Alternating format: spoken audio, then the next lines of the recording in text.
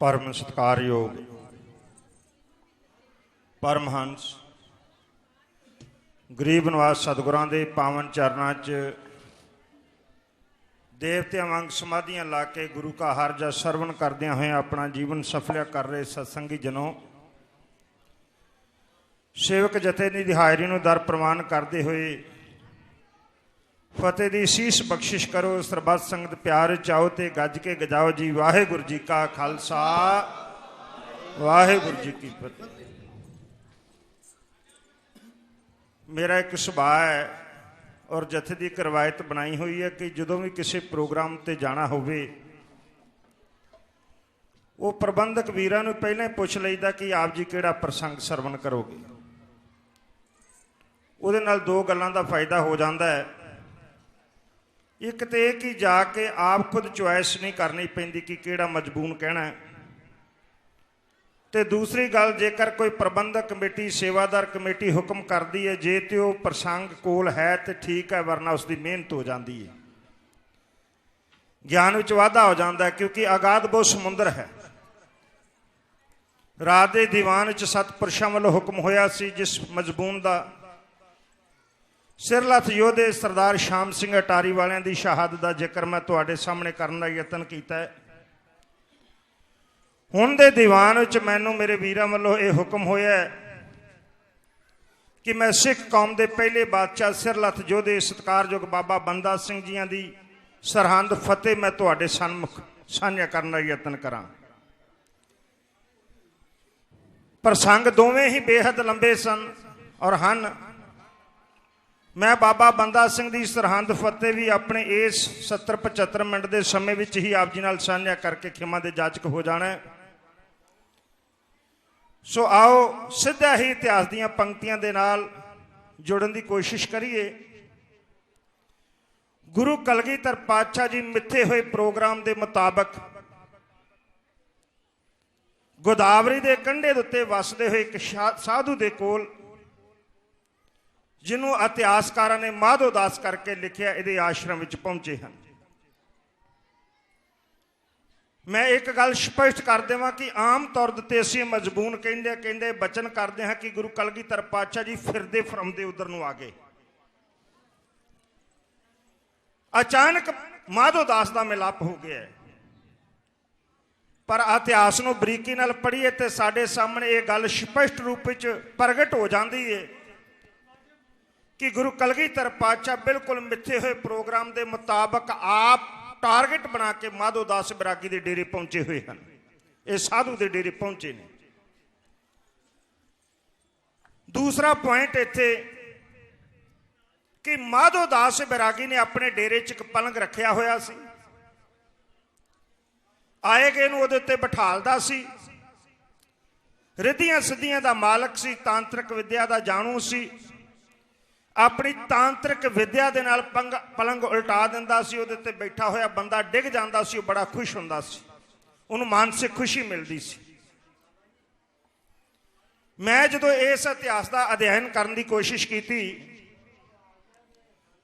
तो मेरे सामने जो विचार आए हैं वो ये आए हैं कि माधोदास बैरागी के डेरे विच ऐसा कोई पलंग है नहीं सी, कोई विशेष पलंग नहीं सी जिहदे उत्ते आए गए नूं बिठालदा सी ते बाद विच मश्करी कर छड्डदा सी। हुण असीं बचपन तो ये गल्लां सुणदे आए हैं, पढ़दे आए हैं, कुछ ना कुछ तो पलंग का जिक्र होवेगा ही ना, तां ही तो साडे सामने आया ना। फिर किहड़े पलंग की इत्थे गल कीती गई है? और कुछ वीर ये सवाल कर सकते हैं कि तुसीं ये दावे नाल किद्दां कह सकदे हो कि इहदे डेरे विच कोई पलंग नहीं सी। मैं बेनती करता हाँ, शिकारी ने शिकार नूं फड़न दे वास्ते जाल विछाया। उस जाल दे विच कदी शिकार फस जाए जिसनूं फड़न वास्ते उसने जाल विछाया तो मैनूं गुरु के प्यारे ये गल विचार के दसन कि शिकारी नूं खुशी होवेगी जां उहनूं दुख होवेगा, उहनूं गुस्सा चढ़ेगा। निरसंदेह तुहाडा जवाब यह होवेगा कि शिकारी नूं बहुत खुशी होवेगी कि जाल विच शिकार फस गया। जे माधोदास बैरागी ने अपने डेरे च ऐसा कोई पलंग डाया सी ते जस उस पलंग के उत्ते आण के गुरु कलगीधर पातशाह बैठ गए, दूजे पल असीं ये गल कह देना उहदे चेले नूं गुस्सा चढ़ गया। ਉਹ ਕ੍ਰੋਧਿਤ ਹੋ ਗਏ। ਹੁਣ ਸੰਗਤ ਵਿਚਾਰ ਕਰਕੇ ਇਹ ਮਨ ਨਾਲ ਸੋਚਣ ਦਾ ਯਤਨ ਕਰੇ ਕਿ ਉਹਨਾਂ ਨੂੰ ਗੁੱਸਾ ਕਿਉਂ ਚੜਿਆ। ਇਹ ਤੇ ਜਾਲ ਹੀ ਉਹਨਾਂ ਨੇ ਆਏ ਗਏ ਅਤਿਥੀਆਂ ਨੂੰ ਫਸਾਉਣ ਵਾਸਤੇ ਲਾਇਆ ਹੋਇਆ ਸੀ। ਫਿਰ ਉਹਨਾਂ ਨੂੰ ਗੁੱਸਾ ਕਿਹੜੀ ਗੱਲ ਦਾ ਚੜਿਆ। ਜਿੱਥੋਂ ਇਹ ਗੱਲ ਪ੍ਰਮਾਣਿਤ ਹੁੰਦੀ ਹੈ ਕਿ ਮਾਧੋ ਦਾਸ ਬੈਰਾਗੀ ਦੇ ਡੇਰੇ 'ਚ ਐਸਾ ਕੋਈ ਪਲੰਗ ਹੈ ਹੀ ਨਹੀਂ ਸੀ, ਪਰ ਜ਼ਿਕਰ ਆਇਆ ਮੇਰੇ ਪੜ੍ਹਨ ਦੇ ਮੁਤਾਬਕ ਔਰ ਮੇਰੀ ਸੋਚ ਦੇ ਮੁਤਾਬਕ ਜਿਸ ਆਸਨ ਦੇ ਉੱਤੇ ਗੁਰੂ ਕਲਗੀਧਰ ਪਾਤਸ਼ਾਹ ਜਾ ਕੇ ਬੈਠੇ ਨੇ, ਇਹ ਕੋਈ ਵਿਸ਼ੇਸ਼ ਪਲੰਗ ਨਹੀਂ ਸੀ। ਇਹ ਮਾਧੋ ਦਾਸ ਬੈਰਾਗੀ ਦਾ ਆਪਣਾ ਹੀ ਆਸਨ ਸੀ ਜਿਹਦੇ ਉੱਤੇ ਜਾ ਕੇ ਗੁਰੂ ਕਲਗੀਧਰ ਪਾਤਸ਼ਾਹ ਬੈਠ ਕੇ ਨੇ। ਇਹ ਉਹਦੀ ਆਪਣੀ ਗੱਦੀ ਸੀ।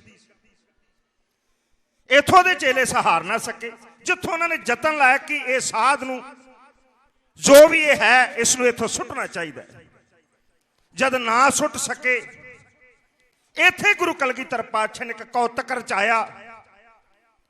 ਆਪਣੇ ਸਿੰਘਾਂ ਨੂੰ ਹੁਕਮ ਕਰਕੇ ਮਾਧੋ ਦਾਸ ਬੈਰਾਗੀ ਦੇ ਆਸ਼ਰਮ ਜਿਹੜੀ ਚੜਾਵੇ ਦੀ ਭੇਟਾ ਚਟੰਗਿਆਂ ਦੇ ਰੂਪ ਵਿੱਚ ਸੀ, ਅਸੀਂ ਦੁਨਿਆਵੀ ਲੋਕ ਬੱਕਰੇ ਆਖ ਦਿੰਦੇ ਹਾਂ ਤੇ ਗੁਰੂ ਕੀਆਂ ਲਾਲੀਆਂ ਫੌਜਾਂ ਚਟੰਗੇ ਆਖਦੇ ਹਾਂ। ਗੁਰੂ ਕਲਗੀਧਰ ਪਾਤਸ਼ਾਹ ਨੇ ਹੁਕਮ ਕੀਤਾ ਤੇ ਗੁਰੂ ਦੀਆਂ ਸਿੰਘਾਂ ਨੇ ਉਹਨਾਂ ਚਟੰਗਿਆਂ ਨੂੰ ਆਪਣੀਆਂ ਤੇਗਾਂ ਦੇ ਨਾਲ ਝਟਕਾਇਆ।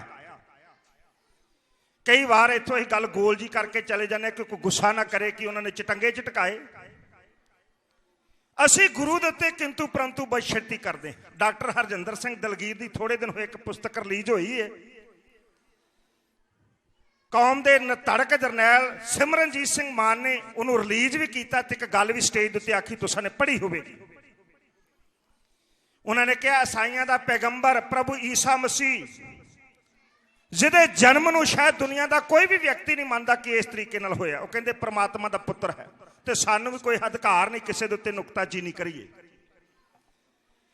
ਈਸਾਈਆਂ 'ਚ ਸਾਇੰਟਿਸਟ ਘੱਟ ਹੋਏ ਨੇ, ਸਾਇੰਸਦਾਨ ਘੱਟ ਹੋਏ ਨੇ, ਵਿਦਵਾਨ ਘੱਟ ਹੋਏ ਨੇ, ਬੜੇ ਬੜੇ ਵੱਡੇ ਵਿਦਵਾਨ ਹੋਏ ਨੇ, ਪਰ ਕਿਸੇ ਵੀ ਸਾਇੰਟਿਸਟ ਨੇ, ਕਿਸੇ ਵੀ ਵਿਦਵਾਨ ਨੇ ਕਦੇ ਵੀ ਆਪਣੇ ਇਸ਼ਟ ਪ੍ਰਭੂ ਯਿਸੂ ਮਸੀਹ ਦੇ ਜਨਮ ਦੇ ਉੱਤੇ ਅੱਜ ਤੱਕ ਉਂਗਲ ਤੱਕ ਨਹੀਂ ਕੀਤੀ, ਨੁਕਤਾਚੀਨੀ ਨਹੀਂ ਕੀਤੀ।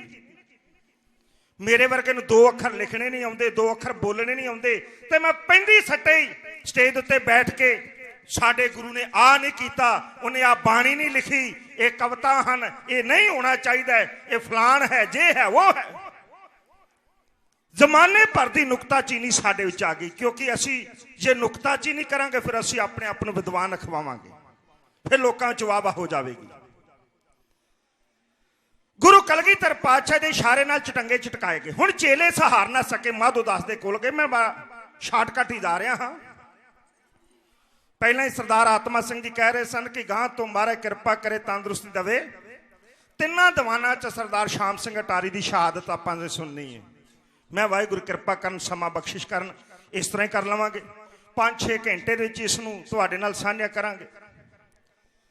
ਜਾ ਕੇ ਕਹਿਣ ਲੱਗੇ ਮਹਾਤਮਾ ਜੀ ਸਾਡੇ ਡੇਰੇ ਵਿੱਚ ਇੱਥੇ ਚੁੱਪ ਹੋ ਗਏ। ਕਹਿਣ ਲੱਗਾ ਕੀ ਹੋਇਆ? ਕਹਿੰਦੇ ਕੀ ਆਖੀਏ, ਕੀ ਆਖੀ ਉਹਦੇ ਬਾਰੇ? ਉਹਨੇ ਕਿਹਾ ਕਿਉਂ, ਕੀ ਗੱਲ ਹੋਈ ਹੈ?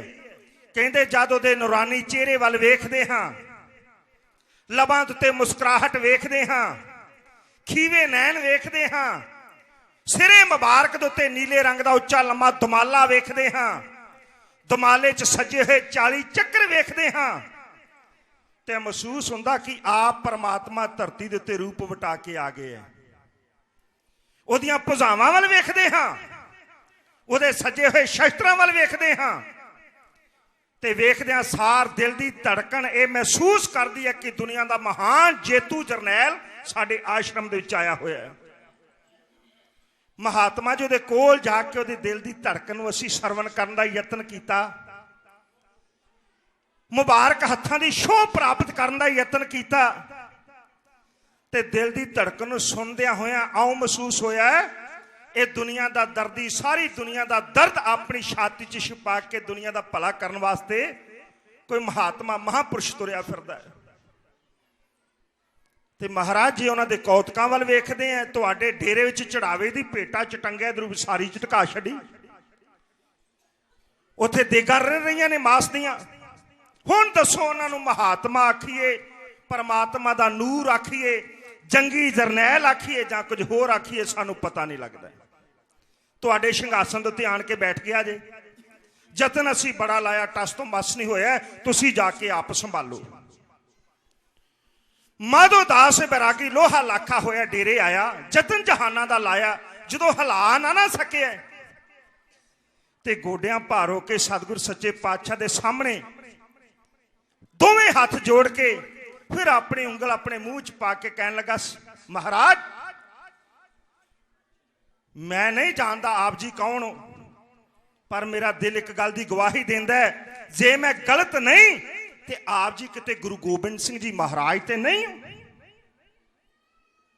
माधो दास बैरागी ने गल क्यों आखी? क्योंकि इतिहास के पन्ने दसते ने माधो दास बैरागी और गुरु कलगीधर पातशाह जी पहला एक बार मिल चुके ने, बड़ी वड्डी मुलाकात हो चुकी है। पठानकोट तो 273 किलोमीटर दूर ते जम्मू तो 163 किलोमीटर की दूरी के उत्ते पुंछ के इलाके च रजौरी नगर है, जिथे रघुदेव जां कई इतिहासकारों ने रामदेव भी लिखा, ये घर एक पुत्र ने जन्म लिया जिसका नाम लक्ष्मण देव रखे है। राजपुताने दे विच 1670 इसका जन्म होया। महज 14 साल का सी जब इसने हिरनी का शिकार किया, ਉਹਦਾ मांस खाण वास्ते ਉਹਦਾ पेट चाक किया ते 2 बच्चे, क्योंकि हिरनी गर्भवती सी, तुसी कथा जानते हो, इशारे मात्री मैं कह रहा, ਇਹਦੀਆਂ ਅੱਖਾਂ ਦੇ ਸਾਹਮਣੇ ਉਹਦੇ ਬੱਚੇ ਤੜਫ ਤੜਫ ਕੇ ਮਰ ਗਏ।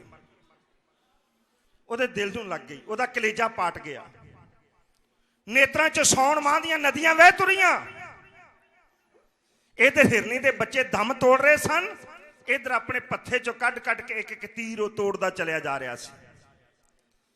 इधर हिरनी के बच्चे ने दम तोड़ दिता ते दूजे पासों उसने अपनी कमान तोड़ दी। क्यों तोड़ी? जानवर ते रोजाना ही मारदा होवेगा, अज के तोड़ी?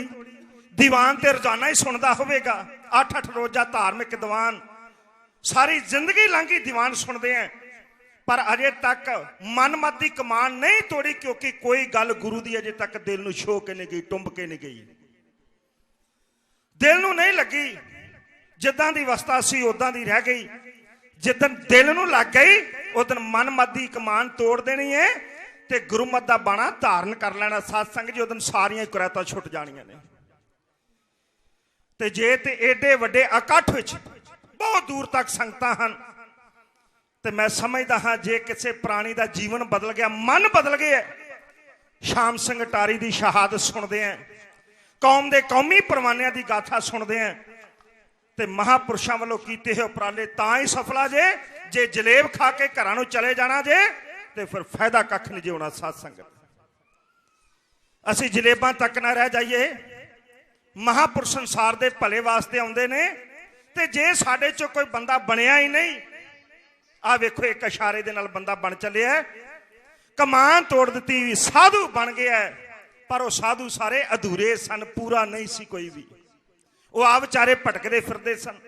फिर एक सच्चा साध मिले 1695 ईस्वी नूं गुरु कलगीधर पातशाह गोबिंद राय दे नां हेठान ते देहरादून की धरती दे उत्ते सच्चे साध दे दर्शन होए। पर मन मूर्ख सी, मन हंकार दे घोड़े दे उत्ते सवार सी। सच्चा पातशाह मिल गया, झोली अड के अपने ठूठे च कख भी ना पवा सके। शाम सिंह अटारी महाबली योधे के स्थान उत्ते आण के कख भी ना खड़िया। मामूली अफसर दे कोल चले जाओ तो वड्डे तो वड्डा काम करा के जाईदा। कोई बच्चे की नौकरी लवा गया, कोई बदली करा गया, कोई कुछ करा गया। शहनशाह दे शहनशाह धन गुरु ग्रंथ साहब जी महाराज जी के चरणों च रोजाना ही मत्था टेकते हैं। मन च धार के शायद मेरे वर्गा मूर्ख इंसान कदी नहीं आता कि सच्चे पातशाह अपनी एक माड़ी मत इत्थे छड़ जानी है तो एक चंगी मत गुरु की संगत चो ग्रहण करके चले जानी है। आहिस्ता आहिस्ता करदा चलिया जावांगा, ये घड़ा भरदा जाएगा तो फिर तेरी एक दिन कृपा हो जाएगी। तबादले ख्यालात होया, कुछ ना लिया, फिर तुर पिया गुरु दे नाल बचन करके। अपनियां दसियां गुरु दियां सुनियां, पर अजे अपनियां चंगियां लगियां ने, गुरु दियां चंगियां नहीं लगियां, हिरदे विच नहीं वसियां। अजे अपने आप को गुरु तो उच्चा समझदा है, अपने आप को गुरु की संगत तो उच्चा समझदा है। तुरन लगा बख्शिंद गुरु, दयालु गुरु, कृपालु गुरु, गरीब नवाज सतगुरु, सिखां दी पैज रखण वाला सतगुरु सच्चे पातशाह ਤੁਰੇ ਜਾਂਦੇ ਸਾਧ ਨੂੰ ਵੇਖ ਕੇ ਮੁਸਕਰਾ ਪਏ। ਸਿੰਘਾਂ ਨੇ ਸਵਾਲ ਕੀਤਾ, ਪਾਤਸ਼ਾਹ ਮੁਸਕਰਾਏ ਹੋ? ਸਿੱਖਾਂ ਨੇ ਸਵਾਲ ਕੀਤਾ, ਜੇ ਸਿੰਘ ਸ਼ਬਦ ਨਹੀਂ ਸੀ ਆਇਆ, ਸਿੱਖਾਂ ਨੇ ਸਵਾਲ ਕੀਤਾ, ਪਾਤਸ਼ਾਹ ਮੁਸਕਰਾਏ ਹੋ? ਪਾਤਸ਼ਾਹ ਨੇ ਆਖਿਆ ਹਾਂ। ਕਿਉਂ? ਮਨ ਹੀ ਮਨ ਧਾਰ ਲਿਆ, ਸਾਡੇ ਸਰੀਰਕ ਜਾਮੇ ਤੋਂ ਬਾਅਦ ਜੇਕਰ ਸਾਡੀ ਕੌਮ ਦੀ ਕੋਈ ਜਥੇਦਾਰੀ ਕਰ ਸਕਦਾ ਤੇ ਸਾਧ ਹੀ ਕਰ ਸਕਦਾ ਹੈ, ਹੋਰ ਕਿਸੇ ਦੇ ਵੱਸ ਦੀ ਗੱਲ ਨਹੀਂ।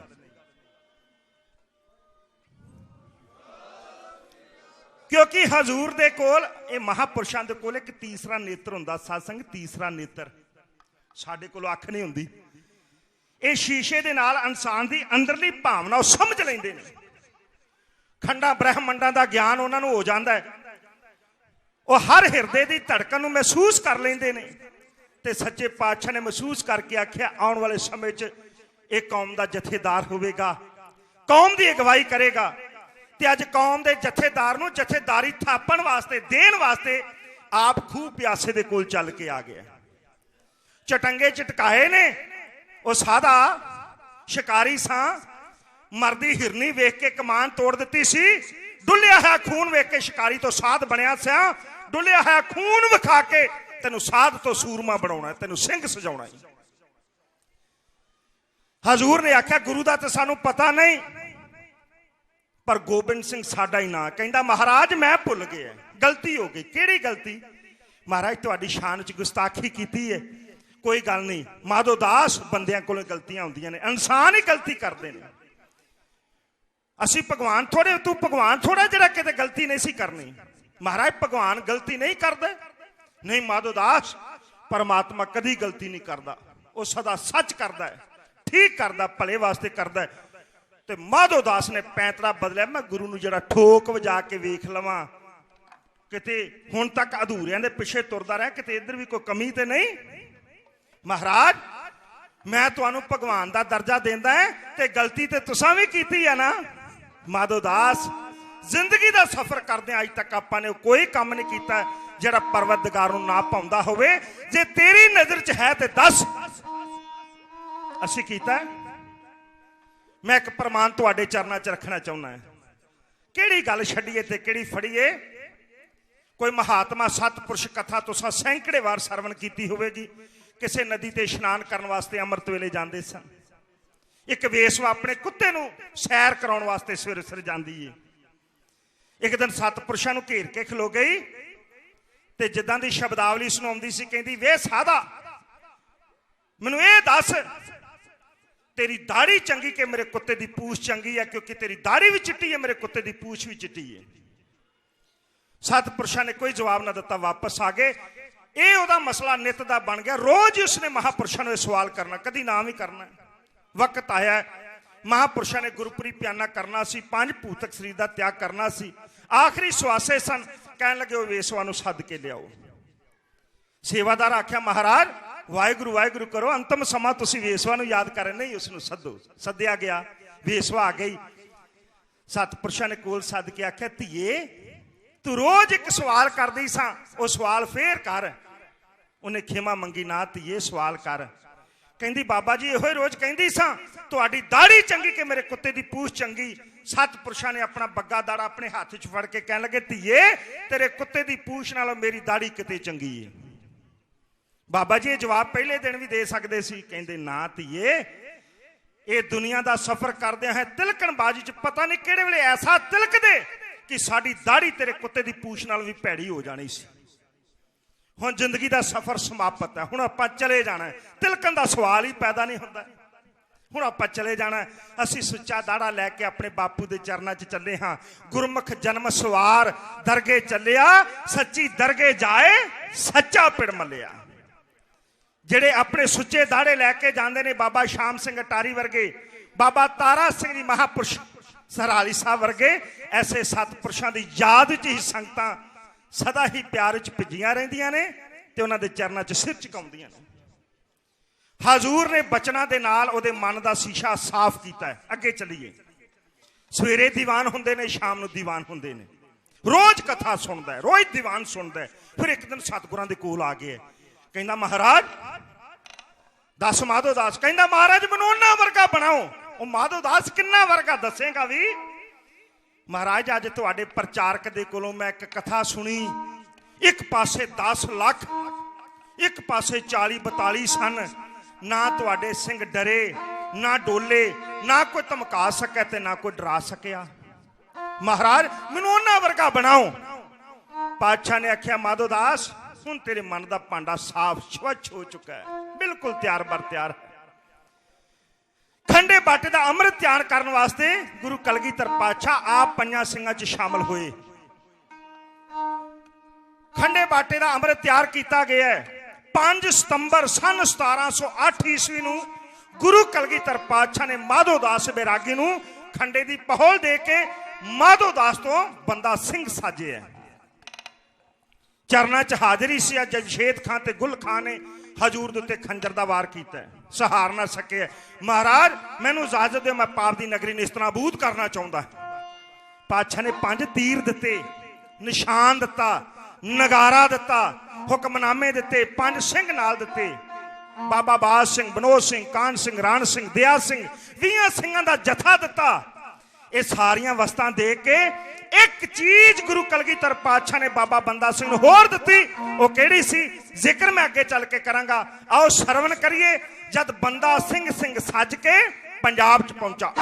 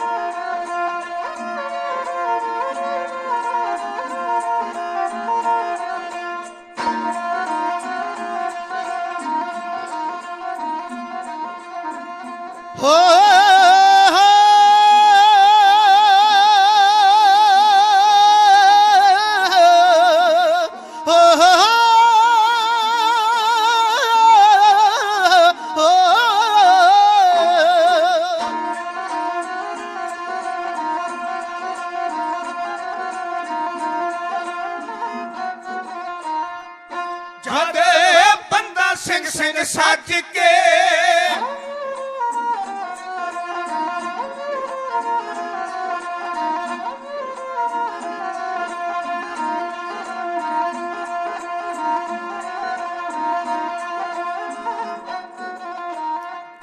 जद बंदा सिंह सिंह सज के पंजाब के पहुंचाया।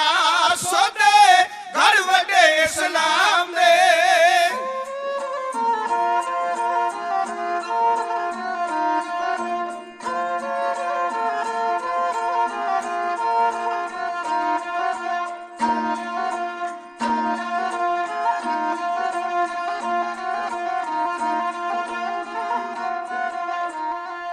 सोदे घर वडे इस्लाम मेरे दो हिंदुआ ताई सता सोनी पाते कंथर सोद के। जद बंदा सिंह सिंह सज के पंजाब च पहुंचा आ। 1600-1700 किलोमीटर का सफर 3-4 महीने च तय करके बाबा बंदा सिंह पंजाब आया। आ हुण वर्गा साडा पंजाब नहीं जड़ा अंबाले तो उरे उरे खत्म हो जाता है। आ थोड़े दिन होए तुसां ने मीडिया ते वेखिया होवेगा। एक दिन मीडिया जोर लगा रहा सी और यह गल कह रहा सी दिल्ली भी कदी पंजाब का हिस्सा सी। ये दिल्ली शहर भी कदी साडी मलकीयत होया करदी सी। सरदार बघेल सिंह की अगवाई चौथे तुसां ने केसरी निशान साहब भी चलाए सन। बाबा बंदा सिंह जी पंजाब देश विच आए, हुण वाला पंजाब नहीं जिहदे बारे मैं राती आख्या सी। सरदार शाम सिंह अटारी ने आख्या सी ना मैं होवांगा ना ये पंजाब होसी। देसा ना मैं हुण होना ते ना ये पंजाब ही होना। हुण वाला पंजाब नहीं, साडी इत्थे कख भी नहीं साडे पल्ले रहंदा। ये पंजाब की धरती दे उत्ते आया, ਉਹ ਵਾਵ ਰੋਲਾ बन के आया बाबा बंदा सिंह, जिहदा जिक्र हुण ढाडी सिंह ने तुहाडे सामने करना है। सुनो साध संगत।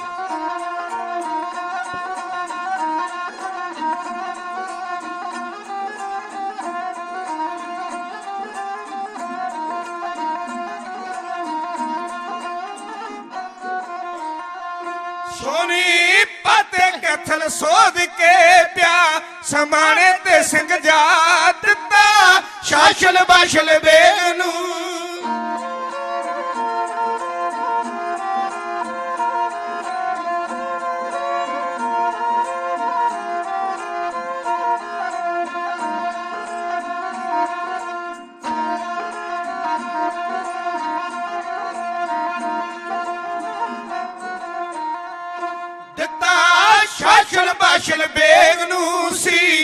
ਕੀਤੀਆਂ ਦਾ ਫਲ ਭਗਤਾਇਓ ਫਿਰ ਗੁਨਾਮ ਤੇ ਠਸਕਾ ਮਾਰਿਆ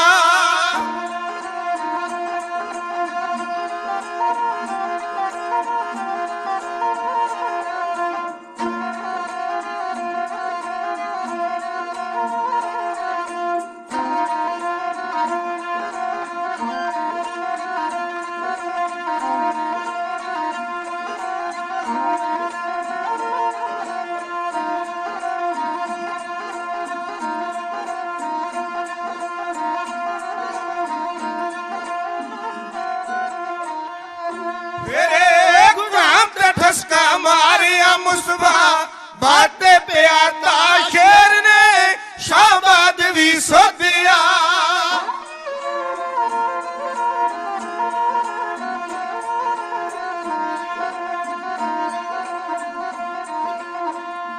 शेर ने शाबाद भी सोधिया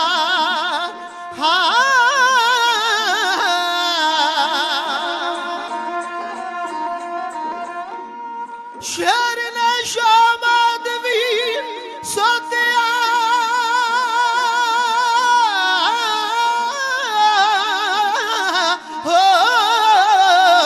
ਇਹਨੇ ਸ਼ਾਬਾਦ ਵੀ ਸੋਧਿਆ ਕੀਤੀ ਕਪੂਰੀ ਪੂਰੀ ਫਨਾਇਓ ਫਿਰ ਸਡੋਰੇ ਵੱਲ ਮੂੰਹ ਮੋੜਿਆ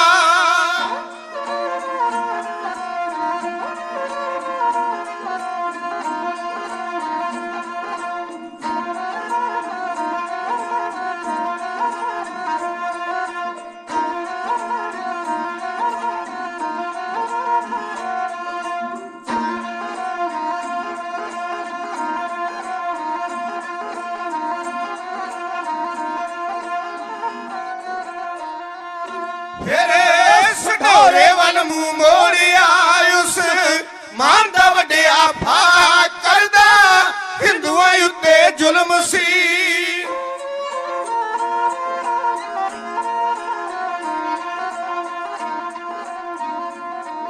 ਕਰਦਾ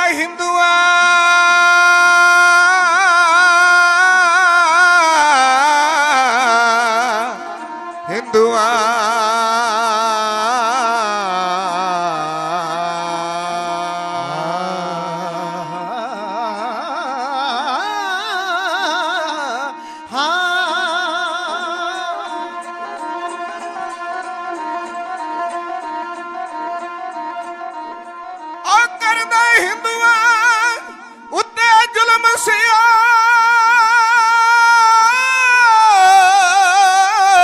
ਹੋ ਕਰਦਾ ਹਿੰਦੂਆਂ ਉੱਤੇ ਜ਼ੁਲਮ ਸੀਏ ਨੇ ਮਾਰਿਆ ਬਦੂ ਸ਼ਾਹ ਤਾਵਾ ਬੋਲਿਆ ਛੱਤ ਬਨੂੜ ਤੇ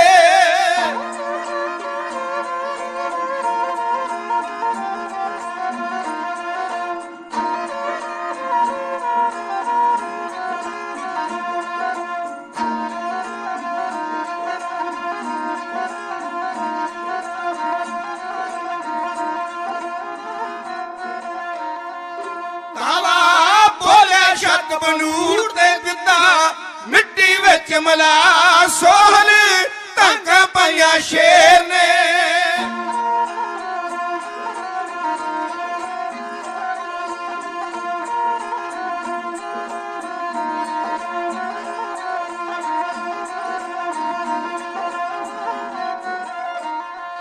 ਸੋਹਲ ਧਾਕਾਂ ਪਾਈਆਂ ਸ਼ੇਰ ਨੇ ਸਾਰੀ ਹਿੰਦ ਵਿੱਚ ਟੇਗਾਵਾ ਸੋਹਲ ਧਾਕਾਂ ਪਾਈਆਂ ਸ਼ੇਰ ਨੇ ਬਾਬਾ ਬੰਦਾ ਸਿੰਘ ਜੀ ਤੂਫਾਨ ਬਣ ਕੇ ਪੰਜਾਬ ਦੀ ਧਰਤੀ ਵੱਲ ਆਏ ਤੇ ਮੌਕੇ ਦੇ ਕੁਝ ਲਖਾਰੀਆਂ ਨੇ ਬਾਬਾ ਬੰਦਾ ਸਿੰਘ ਦੇ ਸਿਰ ਦੇ ਉੱਤੇ ਬੜੀ ਵੱਡੀ ਪਾਪ ਦੀ ਪੰਡ ਚੁਕਾ ਕੇ ਰੱਖ ਦਿੱਤੀ ਕਿ ਇਹ ਹਿੰਦੂਆਂ ਦਾ ਵਿਰੋਧੀ, ਮਾਫ ਕਰਨਾ, ਮੁਸਲਮਾਨਾਂ ਦਾ ਵਿਰੋਧੀ ਸੀ। ਉਹਨਾਂ ਮਸੀਤਾਂ ਢਾਈਆਂ, ਈਦਗਾਹਾਂ ਢਾਈਆਂ, ਮਨਾਰੇ ਢਾਏ। ਦਰਅਸਲ ਇਹ ਕੂੜ ਪ੍ਰਚਾਰ ਸੀ, ਝੂਠਾ ਪ੍ਰਚਾਰ ਸੀ ਜਿਹੜਾ ਬਾਬਾ ਬੰਦਾ ਸਿੰਘ ਦੇ ਨਾਂ ਦੇ ਨਾਲ ਮੜਿਆ ਗਿਆ। ਜੇ ਬਾਬਾ ਬੰਦਾ ਸਿੰਘ ਨੇ ਮਸੀਤਾਂ ਢਾਈਆਂ, ਈਦਗਾਹਾਂ ਢਾਈਆਂ, ਮਨਾਰੇ ਢਾਏ ਹੁੰਦੇ ਤੇ ਉਹਨਾਂ ਸ਼ਹਿਰਾਂ 'ਚ ਅੱਜ ਕੋਈ ਪ੍ਰਾਤਨ ਮਸੀਤ, ਕੋਈ ਮਨਾਰਾ, ਕੋਈ ਈਦਗਾਹ ਨਜ਼ਰ ਨਾ ਆਉਂਦੀ। ਕੌਮ ਦੇ ਸਿਰਲੱਥ ਯੋਧੇ ਕਦੀ ਕਿਸੇ ਵਿਸ਼ੇਸ਼ ਵਿਅਕਤੀ ਦੇ ਵਿਰੋਧੀ ਨਹੀਂ ਹੋਇਆ ਕਰਦੇ। ਇਹ ਗੱਲ ਤੁਸਾਂ ਨੇ ਭਲੀ ਭਾਂਤ ਸਮਝੀ ਹੋਈ ਔਰ ਵਿਚਾਰ ਦਿਓ ਵਿਦਵਾਨਾਂ ਦੀ ਤੁਸੀਂ ਸਤਪੁਰਸ਼ਾਂ ਦੀ ਸੰਗਤ ਬੈਠੇ ਹੋਏ ਹੋ। ਦੁਨਿਆਵੀ ਇਨਸਾਨ ਤੇ ਕਿਸੇ ਨਾਲ ਵੈਰ ਵਿਰੋਧ ਕਰੇਗਾ, ਮਹਾਨ ਆਤਮਾਵਾਂ ਕਦੀ ਕਿਸੇ ਨਾਲ ਐਸਾ ਵਿਰੋਧ ਨਹੀਂ ਕਰਦੀ। ਦੂਸਰਾ ਇਲਜ਼ਾਮ ਬਾਬਾ ਬੰਦਾ ਸਿੰਘ ਦੇ ਉੱਤੇ ਲਾਇਆ ਗਿਆ ਕਿ ਉਹਨਾਂ ਨੇ ਕਬਰਾਂ ਪੁੱਟੀਆਂ ਮੁਸਲਮਾਨਾਂ ਦੀਆਂ, ਉਹਨਾਂ ਦੀ ਬੇਇੱਜ਼ਤੀ ਕੀਤੀ। 2 ਕਬਰਾਂ ਬਾਬਾ ਬੰਦਾ ਸਿੰਘ ਨੇ ਪੁੱਟੀਆਂ, ਸਿਰਫ 2। ਹੁਣ ਕਈ ਵੀਰ ਕਹਿੰਦੇ ਵੀ ਪੁੱਟਣ ਦੀ ਕੀ ਲੋੜ ਸੀ, ਜ਼ਰੂਰਤ ਸੀ। ਇੱਕ ਕਬਰ ਪੁੱਟੀ ਸਤਿਕਾਰਯੋਗ ਬਾਬਾ ਪੀਰ ਬਦਰਦੀਨ ਜੀ ਦੀ, ਜਿਹਨੂੰ ਪੀਰ ਬੁੱਧੂ ਸ਼ਾਹ ਪਿਆਰ ਨਾਲ ਸਿੱਖ ਸੰਗਤਾਂ ਕਹਿੰਦੀਆਂ ਨੇ। ਭੰਗਾਣੀ ਦੇ ਯੁੱਧ ਵਿੱਚ ਜਦੋਂ ਉਸਨੇ ਸੇਵਾ ਕੀਤੀ ਸੀ, ਅਸਮਾਨ ਖਾਨ ਨੇ ਉਹਨੂੰ ਇਹ ਸਜ਼ਾ ਦਿੱਤੀ ਕਿ ਉਸਨੂੰ ਜਿਉਂਦੇ ਨੂੰ ਕਬਰ ਵਿੱਚ ਦਫਨ ਕਰ ਦਿੱਤਾ ਸੀ। ਬਾਬਾ ਬੰਦਾ ਸਿੰਘ ਦੀ ਕਬਰ ਪਟਾਈ, ਕਲਸ਼ ਕੱਢੇ, ਕਾਜੀ ਸੱਦੇ ਗਏ, ਮੌਲਵੀ ਸੱਦੇ ਗਏ, ਕੁਰਾਨ ਦੀਆਂ ਆਇਤਾਂ ਦੇ ਨਾਲ ਪੁਰਾਤਨ ਬਿਲਕੁਲ ਇਸਲਾਮਿਕ ਰੀਤ ਅਨੁਸਾਰ ਦੁਬਾਰਾ ਉਸਨਾਂ ਦੇ ਕਲਸ਼ ਨੂੰ ਸਪੁਰਦੇ ਖਾਕ ਕੀਤਾ ਤੇ ਗੁਰੂ ਕੀ ਸੰਗਤ ਦੱਸੇ ਬਾਬਾ ਬੰਦਾ ਸਿੰਘ ਨੇ ਕਿਹੜਾ ਮਾੜਾ ਕੰਮ ਕੀਤਾ ਸੀ। ਇੱਕ ਕਬਰ ਉਹਨਾਂ ਨੇ ਮਲੇਟ ਕੋਟਲੇ ਭੀਖਮ ਖਾਨ ਦੇ ਕਿਲੇ ਚ ਪਟਾਈ, ਜੋ ਸਤਿਕਾਰਯੋਗ ਬੀਬੀ ਹਰਸ਼ਰਨ ਕੌਰ ਦੀ ਸੀ, ਜਿਹੜੀ ਅੰਮ੍ਰਿਤਧਾਰੀ ਸਿੰਘਣੀ ਸੀ, ਸ਼ਹੀਦ ਹੋ ਗਈ ਸੀ ਤੇ ਉਸ ਨੂੰ ਦਫਨਾ ਦਿੱਤਾ ਗਿਆ ਸੀ, ਉਹਦਾ ਸੰਸਕਾਰ ਨਹੀਂ ਸੀ ਕੀਤਾ। ਬਾਬਾ ਬੰਦਾ ਸਿੰਘ ਨੇ ਆਪਣੇ ਸੁਚੱਜੇ ਹੱਥਾਂ ਦੇ ਨਾਲ, ਮੁਬਾਰਕ ਹੱਥਾਂ ਦੇ ਨਾਲ ਚੰਦਨ ਦੀ ਚਿਖਾ ਤਿਆਰ ਕਰਕੇ ਬੀਬੀ ਹਰਸ਼ਰਨ ਕੌਰ ਦਾ ਆਪ ਹੱਥੀ ਸੰਸਕਾਰ ਕੀਤਾ ਸੀ। ਦੱਸੋ ਕਿਹੜਾ ਮਾੜਾ ਕੰਮ ਕੀਤਾ। ਹੁਣ ਬਾਬਾ ਬੰਦਾ ਸਿੰਘ, ਕਈ ਵੀਰ ਕਹਿੰਦੇ ਇਹਨਾਂ ਤੇ ਹਮਲਾ ਕਰਨ ਦੀ ਕੀ ਲੋੜ ਸੀ, ਇਹਨਾਂ ਸ਼ਹਿਰਾਂ ਨੂੰ ਕੀ ਉਜਾੜਨ ਦੀ ਲੋੜ ਸੀ। ਲੋੜ ਸੀ ਕਿਉਂਕਿ ਹੁਕਮ ਮੇਰੇ ਸੱਚੇ ਪਾਤਸ਼ਾਹ ਗੁਰੂ ਕਲਗੀਧਰ ਪਾਤਸ਼ਾਹ ਦਾ ਸੀ। ਕਿਵੇਂ? ਚਲਿਏ ਥੋੜਾ ਪਿੱਛੇ, ਮੇਰੇ ਕੋਲ ਇੰਨਾ ਕੁ ਸਮਾਂ ਬਚਣਾ ਕਿ ਮੈਂ ਆਪਣੇ ਮਜਬੂਨ ਦੀ ਹੁਣ ਅੰਤਮ ਵਾਰੀ ਤੁਹਾਡੇ ਨਾਲ ਸਾਂਝੀ ਕਰ ਸਕਾਂਗਾ, ਕਿਉਂਕਿ ਮੈਂ ਰਿਜ਼ਲਟ ਕੱਢ ਦੇਣਾ ਚਾਹੁੰਦਾ। ਸਤਿਗੁਰ ਸੱਚੇ ਪਾਤਸ਼ਾਹ ਦਮਦਮਾ ਸਾਹਿਬ ਸਾਬੋ ਕੀ ਤਲਵੰਡੀ ਹਨ। ਭਾਈ ਨੰਦ ਲਾਲ ਜੀ ਆ ਗਏ, ਆਣ ਕੇ ਕਹਿਣ ਲੱਗੇ ਸਤਿਗੁਰ ਸੱਚੇ ਪਾਤਸ਼ਾਹ ਆਪ ਜੀ ਨੂੰ ਪਤਾ ਲੱਗ ਗਿਆ ਹੋਣਾ ਕਿ ਦਿੱਲੀ ਦਾ ਬਾਦਸ਼ਾਹ ਔਰੰਗਜ਼ੇਬ ਮਰ ਗਿਆ। ਪਾਤਸ਼ਾਹ ਨੇ ਆਖਿਆ ਹਾਂ ਸਾਨੂੰ ਪਤਾ ਲੱਗ ਗਿਆ, ਔਰੰਗਾ ਮਰ ਗਿਆ। ਸਾਨੂੰ ਗੁਰਮਤਿ ਸਿਖਾਉਂਦੀ ਹੈ ਜਦੋਂ ਪੰਜ ਸਿੰਘ ਸਾਹਿਬਾਨ ਖੰਡੇ ਬਾਟੇ ਦਾ ਅੰਮ੍ਰਿਤ ਛਕਾਉਂਦੇ ਨੇ ਕਿ ਕੋਈ ਗੁਰੂ ਦਾ ਸਿੱਖ ਕਿਸੇ ਦੂਸਰੇ ਗੁਰੂ ਦੇ ਸਿੱਖ ਦਾ ਨਾਂ ਅਧੂਰਾ ਨਹੀਂ ਲਵੇਗਾ, ਪੂਰਾ ਨਾਂ ਲਵੇ। ਤੇ ਜੇ ਹੋਰ ਰੰਗ ਰਤੜੀ ਰੂਹ ਹੋਵੇ ਤੇ ਕਿਸੇ ਦਾ ਨਾਂ ਵੀ ਅਧੂਰਾ ਨਹੀਂ ਲੈਂਦੇ, ਪੂਰਾ ਨਾਂ ਲੈਂਦੇ ਨੇ। ਪਰ ਗੁਰੂ ਕਲਗੀਧਰ ਪਾਤਸ਼ਾਹ ਨੇ ਦਿੱਲੀ ਦੇ ਬਾਦਸ਼ਾਹ ਨੂੰ ਨਾਂ ਔਰੰਗਜ਼ੇਬ ਆਖਿਆ ਤੇ ਨਾਂ ਲਿਖਿਆ, ਔਰੰਗਾ ਕਹਿੰਦੇ ਰਹੇ। ਕਿਉਂ? ਇਹਦੇ ਅਰਥ ਪੜਨ ਦਾ ਯਤਨ ਕਰਨਾ। ਔਰੰਗ ਦਾ ਮਤਲਬ ਹੈ ਤਖਤ ਔਰ ਜੇਬ ਦਾ ਮਤਲਬ ਹੈ ਸ਼ਿੰਗਾਰ, ਤਖਤ ਦਾ ਸ਼ਿੰਗਾਰ। ਗੁਰੂ ਕਲਗੀਧਰ ਪਾਤਸ਼ਾਹ ਨੇ ਜਫਰਨਾਮੇ ਚ ਆਖਿਆ ਸੀ ਜਾਂ ਨਾਂ ਚੋਂ ਜੇਬ ਕੱਢ ਦੇ ਜਾਂ ਹਿਰਦੇ ਚੋਂ ਫਰੇਬ ਕੱਢ ਦੇ, ਤੇਰੇ ਵਰਗਾ ਬੰਦਾ ਤਖਤ ਦਾ ਸ਼ਿੰਗਾਰ ਕਦੀ ਹੋ ਨਹੀਂ ਸਕਦਾ। ਉਹਨਾਂ ਆਖਿਆ ਸਾਨੂੰ ਪਤਾ ਲੱਗਿਆ ਔਰੰਗਾ ਮਰ ਗਏ। ਮਹਾਰਾਜ ਉਹਦੇ ਪੁੱਤਰਾਂ ਵਿਚਕਾਰ ਝਗੜਾ ਹੋ ਗਿਆ। ਉਹਦੇ ਇੱਕ ਪੁੱਤਰ ਸ਼ਾਹ ਮੁਅੱਜ਼ਮ ਨੇ ਮੈਨੂੰ ਤੁਹਾਡੇ ਕੋਲ ਭੇਜਿਆ ਕਿ ਜੇ ਤੁਸੀਂ ਮਦਦ ਕਰਦੇ ਹੋ ਤੇ ਉਹ ਦਿੱਲੀ ਦਾ ਬਾਦਸ਼ਾਹ ਬਣ ਜਾਵੇਗਾ, ਹਿੰਦੁਸਤਾਨ ਦਾ। ਬਾਦਸ਼ਾਹ ਸੋਚੀ ਪੈ ਗਏ। ਮਹਾਰਾਜ ਕਿਉਂ ਸੋਚ ਰਹੇ ਹੋ? ਤੁਸਾਂ ਤੇ ਇਦਾਂ ਕਦੀ ਨਹੀਂ ਸੋਚਿਆ। ਬਾਦਸ਼ਾਹ ਨੇ ਆਖਿਆ ਸੋਚਣਾ ਪੈਣਾ ਹੈ। ਨੰਦ ਲਾਲ ਜੀ ਸੋਚਣਾ ਪੈਣਾ। ਮਹਾਰਾਜ ਕਾਰਨ ਕਹਿਣ ਲੱਗੇ ਬੜੀ ਸੇਵਾ ਕਰ ਕਰਕੇ ਵੇਖ ਲਈ ਹੈ ਨੰਦ ਲਾਲ ਜੀ, ਇਹ ਨਹੀਂ ਕਿਸੇ ਦੇ ਬਣਦੇ। ਜਿਨ੍ਹਾਂ ਵਾਸਤੇ ਬਾਪੂ ਸ਼ਹੀਦ ਕਰਾਇਆ ਸੀ, ਸਾਡੇ ਪਿਤਾ ਦੇ ਖੂਨ ਦੇ ਦਾਗ ਨਹੀਂ ਸਨ ਸੁੱਕੇ, ਸਾਰੇ ਸਾਨੂੰ ਭੰਗਾਣੀ ਪਿੰਡ 'ਚ ਕਿਰਪਾਨਾਂ ਕੱਢ ਕੇ ਆਣ ਪਏ ਸਨ। ਇਹ ਨਹੀਂ ਬਣਦੇ ਕਿਸੇ ਦੇ। ਸਾਡੀ ਬਲਾ ਤੋਂ ਜਿਹੜਾ ਮਰਜ਼ੀ ਬਣ ਜੇ, ਦਿੱਲੀ ਦਾ ਬਾਦਸ਼ਾਹ ਸ਼ਾਹ ਮੁਅੱਜ਼ਮ ਬਣ ਜੇ, ਤਾਰਾ ਆਜਮ ਬਣ ਜੇ, ਕਾਮ ਬਖਸ਼ ਬਣ ਜੇ, ਕੋਈ ਹੋਰ ਬਣ ਜੇ, ਅਸੀਂ ਕਿਸੇ ਦੀ ਮਦਦ ਨਹੀਂ ਕਰਨੀ। ਨਾ ਮਹਾਰਾਜ ਉਹਨਾਂ ਬੜੀ ਆਸ ਨਾਲ ਮੈਨੂੰ ਭੇਜੇ। ਪਾਤਸ਼ਾਹ ਨੇ ਆਖਿਆ ਫਿਰ ਮੁਫਤ ਵਿੱਚ ਸੇਵਾ ਤਾਂ ਅਸੀਂ ਕਰਨੀ ਨਹੀਂ। ਮਹਾਰਾਜ ਫਿਰ ਕੀ ਚਾਹੀਦਾ? ਕੋਈ ਇਲਾਕਾ? ਪਾਤਸ਼ਾਹ ਨੇ ਆਖਿਆ ਨਹੀਂ। ਜੇਬ ਚੋਂ ਕਾਗਜ਼ ਕੱਢਿਆ ਤੇ ਉਹਦੀ ਹਿੱਕ ਦੇ ਉੱਤੇ ਕੁਝ ਅੱਖਰ ਵਾਏ। ਇਹ 19 ਬੰਦਿਆਂ ਦੇ ਨਾਂ ਸਨ। ਗੁਰੂ ਕਲਗੀਧਰ ਪਾਤਸ਼ਾਹ ਨੇ ਨੰਦ ਲਾਲ ਨੂੰ ਦਿੱਤੇ ਕਿ ਜਾ ਕੇ ਪੁੱਛ ਸ਼ਾਹ ਮੁਅੱਜ਼ਮ ਨੂੰ ਜੇ ਉਹਦੀ ਮਦਦ ਕਰਦਾ ਹੈ ਤੇ 19 ਬੰਦੇ ਸਾਡੇ ਹਵਾਲੇ ਕਰਦਾ ਹੈ। ਰਾਬਤਾ ਕਾਇਮ ਕੀਤਾ ਗਿਆ। ਉਹਨੇ ਆਖਿਆ ਨੰਦ ਲਾਲ ਜੀ ਅਜੇ ਤੱਕ ਤੇ ਮੇਰੇ ਕੋਲ ਕੋਈ ਤਾਕਤ ਨਹੀਂ, ਪਰ ਮੇਰਾ ਵਾਅਦਾ ਰਹੇ ਜੇ ਮੈਂ ਹਿੰਦੁਸਤਾਨ ਦਾ ਬਾਦਸ਼ਾਹ ਬਣ ਗਿਆ ਤੇ ਸਭ ਤੋਂ ਪਹਿਲਾਂ 19 ਬੰਦੇ ਮੈਂ ਗੁਰੂ ਘਰ ਦੇ ਹਵਾਲੇ ਕਰਾਂਗਾ। ਲੜਾਈ ਹੋਈ। ਇਸ ਲੜਾਈ ਦੇ ਵਿੱਚ ਜਿੱਤ ਸ਼ਾਹ ਮੁਅੱਜ਼ਮ ਦੀ ਹੋਈ ਤੇ ਹਿੰਦੁਸਤਾਨ ਦਾ ਬਾਦਸ਼ਾਹ ਬਣ ਗਿਆ।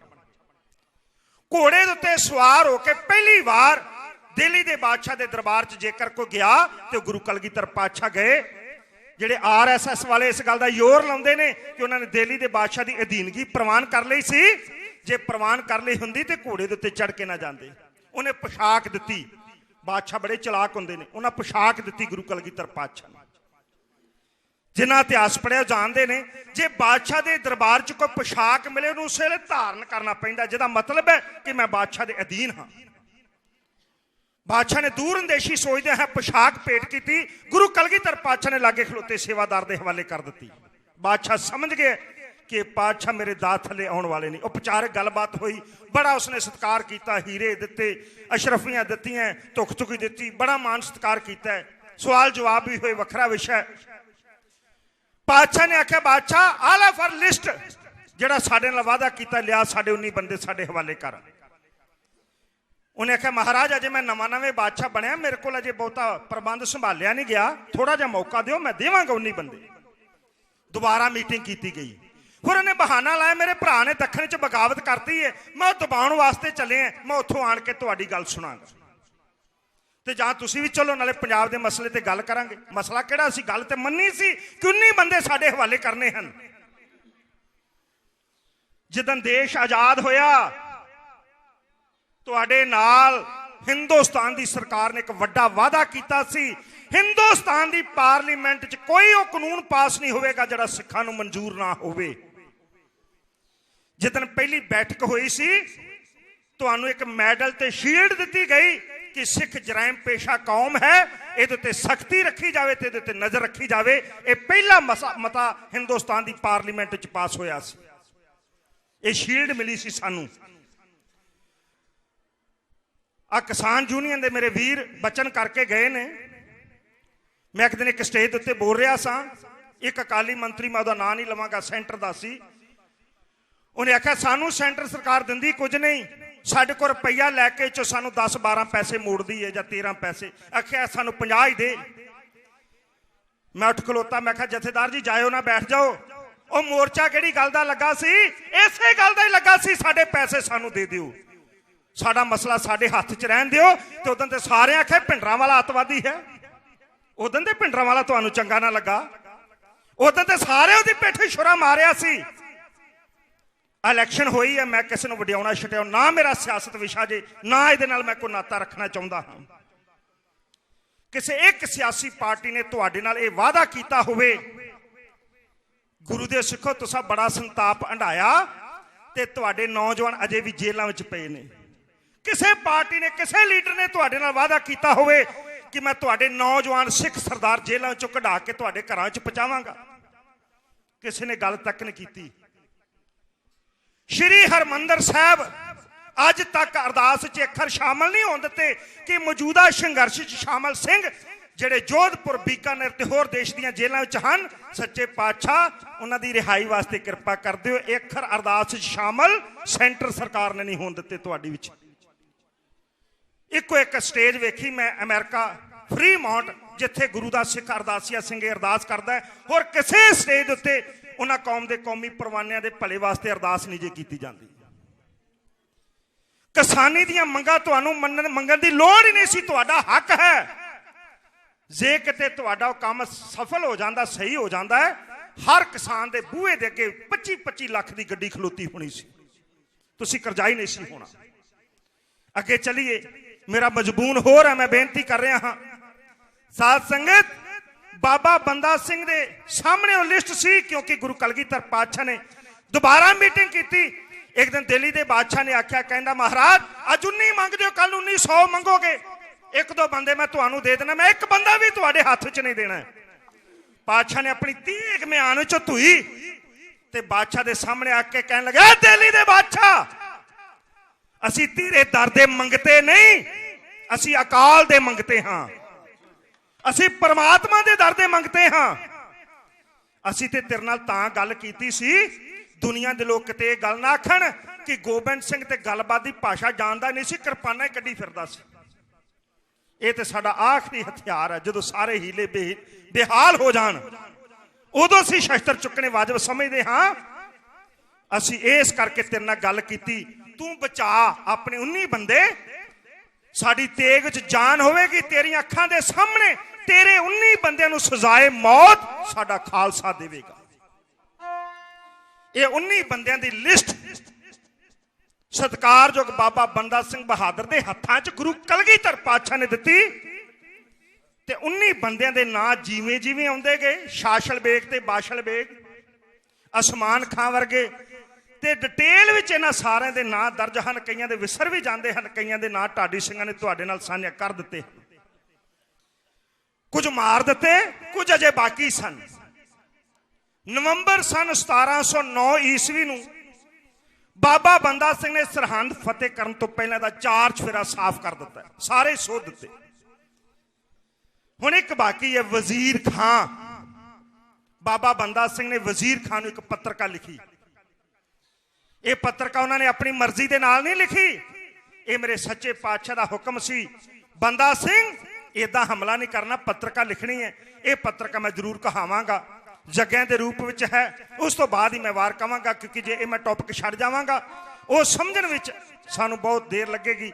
ਸੋ ਆਓ ਸਰਵਣ ਕਰੀਏ। ਬਾਬਾ ਬੰਦਾ ਸਿੰਘ ਆਪਣੀ ਕਲਮ ਦੇ ਨਾਲ ਨਵਾਬੇ ਸਰਹੰਦ ਵਜ਼ੀਰ ਖਾਂ ਨੂੰ ਇੱਕ ਪੱਤਰਕਾ ਲਿਖ ਰਿਹਾ ਤੇ ਕੀ ਕਹਿ ਰਿਹਾ, ਸੁਣੋ ਸਾਸੰਗ।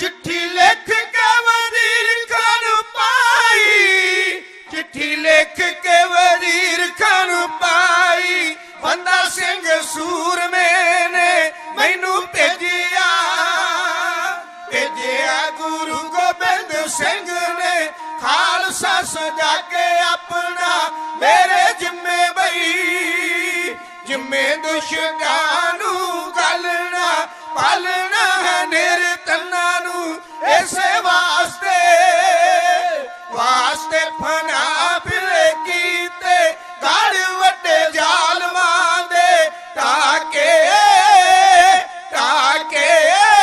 चिट्ठी मेरी पढ़ी पापिया चित लागे। ਬਾਬਾ ਬੰਦਾ ਸਿੰਘ ਨੇ ਚਿੱਠੀ ਕਿਉਂ ਲਿਖੀ? ਜਿੱਦਾਂ ਬਾਕੀ ਸ਼ਹਿਰ ਫਤਿਹ ਕੀਤੇ ਸਨ, ਸਰਹੰਦ ਵੀ ਕੀਤੀ ਜਾ ਸਕਦੀ ਸੀ, ਆਸਾਨੀ ਹੋ ਜਾਣੀ ਸੀ, ਪਰ ਕਿਉਂ ਲਿਖੀ? ਇਹਦਾ ਇੱਕ ਪਿਛੋਕੜ ਹੈ। ਇੱਕ ਚਿੱਠੀ ਵਜ਼ੀਰ ਖਾਂ ਨੇ ਗੁਰੂ ਕਲਗੀਧਰ ਪਾਤਸ਼ਾਹ ਨੂੰ ਚਮਕੌਰ ਲਿਖੀ।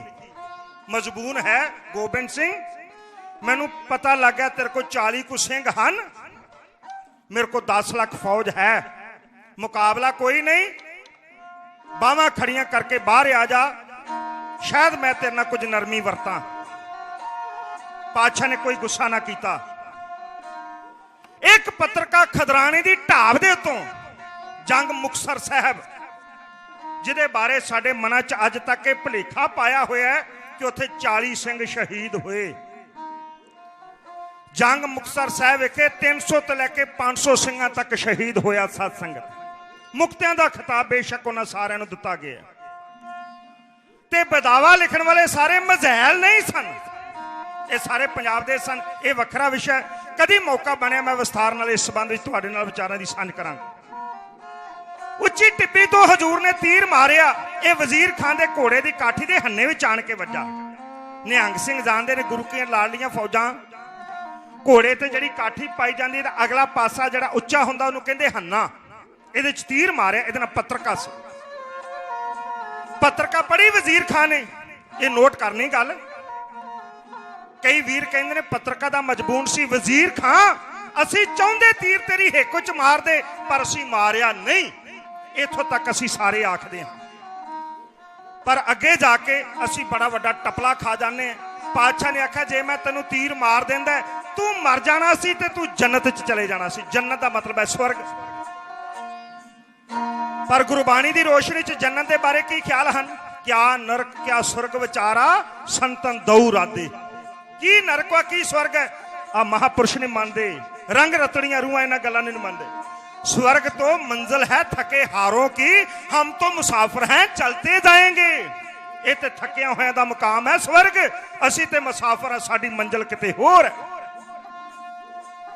मान लो गुरु कलगीधर पातशाह ने लिखिया कि तू जन्नत चले जाना सी, ते फिर गरीब नवाज सतगुरां दी प्रथाएं जिहड़ी तुसीं अरदास करदे हो ना और बचन करदे हो कि साडे सच्चे पातशाह निरभौ सन, निर्वैर सन, ਇਹਦਾ ਮਤਲਬ ਕਿ ਗੁਰੂ ਕਲਗੀਧਰ ਪਾਤਸ਼ਾਹ ਵਜ਼ੀਰ ਖਾਨ ਦਾ ਭੈ ਵੀ ਰੱਖਦੇ ਸਨ ਤੇ ਉਹਦੇ ਨਾਲ ਵੈਰ ਵੀ ਰੱਖਦੇ ਸਨ। ਉਹਨਾਂ ਨੂੰ ਡਰ ਸੀ ਕਿਤੇ ਸਵਰਗ ਵਿੱਚ ਨਾ ਚਲਿਆ ਜਾਵੇ, ਤੇ ਵੈਰ ਰੱਖਦੇ ਸਨ ਕਿ ਸਾਡਾ ਦੁਸ਼ਮਣ ਹੈ, ਇਹਦਾ ਭਲਾ ਨਹੀਂ ਹੋਣਾ ਚਾਹੀਦਾ। ਗੁਰੂ ਕਲਗੀਧਰ ਪਾਤਸ਼ਾਹ ਨੇ ਤੇ ਜਿਹੜੇ ਤਲਵਾਰਾਂ ਲੈ ਕੇ ਚੜ ਕੇ ਆਏ ਉਹਨਾਂ ਨੂੰ ਵੀ ਮੁਕਤੇ ਆਖਿਆ ਸਾਧ ਸੰਗਤ, ਉਹਨਾਂ ਨੂੰ ਵੀ ਮੁਕਤਿਆਂ ਦੇ ਖਿਤਾਬ ਬਖਸ਼ਿਸ਼ ਕੀਤੇ। ਇਹ ਪਾਤਸ਼ਾਹ ਨੇ ਗੱਲ ਨਹੀਂ ਲਿਖੀ। ਕੀ ਲਿਖੀ? ਵਜ਼ੀਰ ਖਾਨ ਸੀ ਚਾਹੁੰਦੇ ਤੈਨੂੰ ਮਾਰ ਦੇ, ਪਰ ਤੈਨੂੰ ਮਾਰਿਆ ਨਹੀਂ। ਪਤਾ ਕਿਉਂ? ਅਸੀਂ ਤੈਨੂੰ ਚਮਕੌਰ ਮਾਰ ਕੇ ਆਉਣਾ ਸੀ। ਤੇਰੀ ਚਿੱਠੀ ਮਿਲੀ, ਤੂੰ ਆਖਿਆ ਗੋਬਿੰਦ ਸਿੰਘ ਬਾਹਾਂ ਖੜੀਆਂ ਕਰਕੇ ਬਾਹਰ ਆ, ਮੈਂ ਤੇਰੇ ਨਾਲ ਕੁਝ ਨਰਮੀ ਕਰਾਂਗਾ। ਦੁਸ਼ਮਣ ਬੜਾ ਕੁਝ ਕਹਿੰਦਾ, ਤੂੰ ਵੀ ਸਾਨੂੰ ਕਹਿ ਲਿਆ, ਸਾਨੂੰ ਕੋਈ ਗੁੱਸਾ ਨਾ ਲੱਗਾ। ਤੂੰ ਅੱਗੇ ਪਤਾ ਕੀ ਲਿਖਿਆ ਸੀ? ਗੋਬਿੰਦ ਸਿੰਘ ਨਾਲ ਇੱਕ ਕੰਮ ਕਰ, ਬਾਹਾਂ ਖੜੀਆਂ ਕਰਕੇ ਇਹ ਵਹੇਲੀ ਦੀ ਫਸੀਲ ਦੇ ਉੱਤੇ ਖਲੋ ਕੇ ਐਲਾਨ ਕਰ ਕਿ ਜਿਹੜਾ 1699 ਨੂੰ ਪੰਥ ਸਾਜਿਆ ਸੀ ਅੱਜ ਮੈਂ ਤੋੜਨ ਦਾ ਐਲਾਨ ਕਰਦਾ। ਸਾਡੇ ਮਨ ਵਿੱਚ ਆ ਗਿਆ ਵਜ਼ੀਰ ਖਾਨ ਹੁਣ ਤੈਨੂੰ ਅਸੀਂ ਨਹੀਂ ਮਾਰਨਾ, ਤੈਨੂੰ ਅੱਜ ਅਸੀਂ ਨਹੀਂ ਮਾਰਨਾ, ਤੈਨੂੰ ਤੇ ਮਾਰ ਕੇ ਆਉਣਾ ਸੀ, ਅਸੀਂ ਤੈਨੂੰ ਚਮਕੌਰ ਮਾਰਨਾ ਸੀ ਪਰ ਅਸੀਂ ਨਹੀਂ ਮਾਰਿਆ। ਅਸੀਂ ਕਿ ਤੈਨੂੰ ਨਹੀਂ ਮਾਰਨਾ ਹੈ, ਤੈਨੂੰ ਅੱਜ ਮਾਰਦੇ, ਅਸੀਂ ਨਹੀਂ ਮਾਰਨਾ ਹੈ। ਭਲਾ ਕਿਉਂ? ਸਾਡੇ ਮਨ ਦੀ ਰੀਝ ਹੈ ਤੈਨੂੰ ਸਾਡਾ ਉਹ ਖਾਲਸਾ ਮਾਰੇ, ਉਹ ਪੰਥ ਮਾਰੇ ਜਿਹਨੂੰ ਤੂੰ ਟੁੱਟਿਆ ਹੋਇਆ ਵੇਖਣਾ ਚਾਹੁੰਦਾ, ਤੇ ਮਾਰੇ ਵੀ ਉਦੋਂ ਜਦੋਂ ਸਰੀਰ ਕਰਕੇ ਅਸੀਂ ਦੁਨੀਆ ਦੇ ਉੱਤੇ ਨਾ ਹੋਈਏ। ਗੁਰੂ ਕਲਗੀਧਰ ਪਾਤਸ਼ਾਹ ਨੇ ਆਖਿਆ ਸੀ ਬੰਦਾ ਸਿੰਘ ਚਿੱਠੀ ਪਾ ਕੇ ਇਹਨੂੰ ਆਗਾਹ ਕਰਦੀ ਤੇ ਆਖੀ ਮੈਨੂੰ ਭੇਜਿਆ ਗੁਰੂ ਗੋਬਿੰਦ ਸਿੰਘ ਨੇ ਖਾਲਸਾ ਸਜਾ ਕੇ ਆਪਣਾ। ਉਹ ਵਜ਼ੀਰ ਖਾਨ ਜਿਹੜਾ ਖਾਲਸਾ ਤੋਂ ਟੁੱਟਿਆ ਹੋਇਆ ਵੇਖਣਾ ਚਾਹੁੰਦਾ ਸੀ ਉਹ ਮੈਂ ਆ ਗਿਆ, ਤਗੜਾ ਹੋ ਜਾ। ਬਾਬਾ ਬੰਦਾ ਸਿੰਘ ਜੀ ਕੀ ਲਿਖ ਰਹੇ ਨੇ? ਸ਼ਰਨ ਕਰੋ ਸਾਧ ਸੰਗਤ। बाल जाल माबे दोषे मरवाए, लाल जाल माबे दोषे मरवाए, गुरु गोबिंद सिंह दे आखे लग के चंडाल सुचानंद दे कहर कीता बच्चियां ते गिण के लएगा बदले, खालसा दे दोषियां दे हाथ आए जो सुचानंद वर्गे, हाथ आए जो सुचानंद वर्गे, सोलना चंडाले हो जे छड़ने चप्पा चप्पा मेण के सिंगा वड्डने। मैं कंपैरिजन करदा इतिहास नूं। बाबा बंदा सिंह तो बाद जेकर एलानिया ऐलान किसी ने किया इस तरह का तो उसी सत्कारयोग बाबा जरनैल सिंह जी खालसा पिंडरां वाले नौजवान दिलों की धड़कन, इहो जे सूरमे सतगुरु सच्चे पातशाह तेरे दर ते किसी चीज का घाटा नहीं।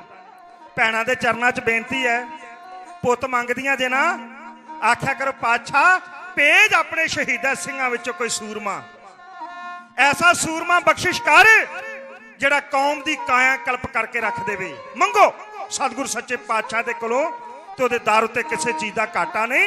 हर एक दे वस दी गल नहीं कि शेरां दे झुंड दे उत्ते काबू पा ले। तुसीं शेरां दा झुंड जे साध संगत, सधारण आजड़ी दे कोलों काबू आउण वाले शेर नहीं, इन्हां नूं कोई बब्बर शेर ही काबू कर सकदा।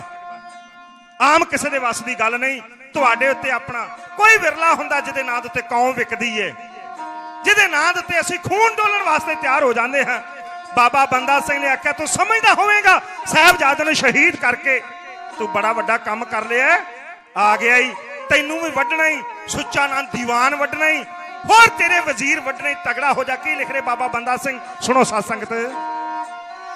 कम सूर में दा मारना वंगार के, कम सूर में दा मारना वंगार के, आखी ना वसा के मारिया वाह लगदी ਪੱਗ ਦੀ ਜਿਹੜੀ ਉਹ ਤੂੰ ਲਾਲ ਬਚੇਗਾ ਨਾ ਸਿੰਘਾਂ ਦੇ ਹੱਥੋਂ ਜਿਹੜੇ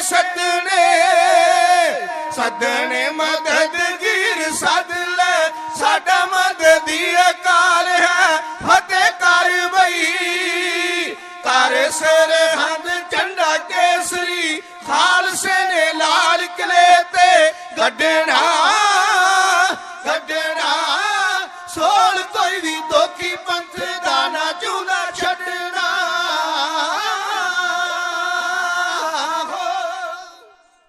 ਬਾਬਾ ਬੰਦਾ ਸਿੰਘ ਨੇ ਪੱਤਰਕਾ ਭੇਜੀ ਵਜ਼ੀਰ ਖਾਨ ਨੂੰ। ਇਹਦਾ ਪ੍ਰਤੀਕਰਮ ਕੀ ਹੋਣਾ ਸੀ? ਨਿਰਸੰਦੇਹ ਇੱਕ ਭਿਆਨਕ ਲੜਾਈ ਹੋਣੀ ਸੀ। ਸਰਹੰਦ, ਜਿਹਨੂੰ ਅੱਜ ਕੱਲ ਤੁਸੀਂ ਸਰਹੰਦ ਕਹਿੰਦੇ ਹੋ, ਇਹਦਾ ਪਹਿਲਾ ਨਾਂ ਸੀ ਸਾਰ ਰਿੰਦ।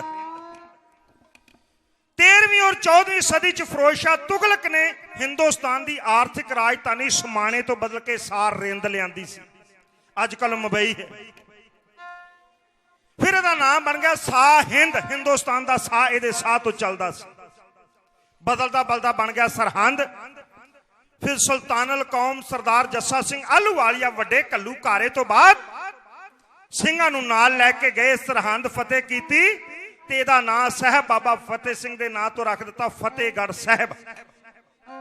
ਰੇਲਵੇ ਸਟੇਸ਼ਨ ਦੇ ਉੱਤੇ ਅਜੇ ਵੀ ਸਰਹੰਦ ਲਿਖਿਆ ਹੋਇਆ। ਉੱਥੇ ਸਰਕਾਰਾਂ ਨੂੰ ਚੰਗੀਆਂ ਨਹੀਂ ਲੱਗਦੀਆਂ ਗੱਲਾਂ। ਸਾਧ ਸੰਗਤ, ਨਿਰੀ ਕੌਮ ਤਲਵਾਰ ਨਾਲ ਨਹੀਂ ਮਰਦੀ। ਤਲਵਾਰ ਨਾਲ ਤੁਹਾਨੂੰ ਸਾਰਿਆਂ ਨੇ ਮਾਰ ਕੇ ਵੇਖ ਲਿਆ, ਤੁਸੀਂ ਨਹੀਂ ਮਰੇ ਕਿਸੇ ਦੇ ਕੋਲੋਂ। ਹੁਣ ਮਾਰਨ ਦਾ ਇੱਕ ਤਰੀਕਾ ਲੱਭ ਲਿਆ। ਉਹ ਮਾਰਨ ਦਾ ਤਰੀਕਾ ਹੈ ਇੱਕ ਕਲਮ, ਜਿਹੜਾ ਸਾਡਾ ਇਤਿਹਾਸ ਔਰ ਬਾਣੀ ਦੇ ਉੱਤੇ ਕਿੰਤੂ ਪਰੰਤੂ ਕੀਤਾ ਜਾ ਰਿਹਾ, ਤੇ ਦੂਜਾ ਨਸ਼ਾ।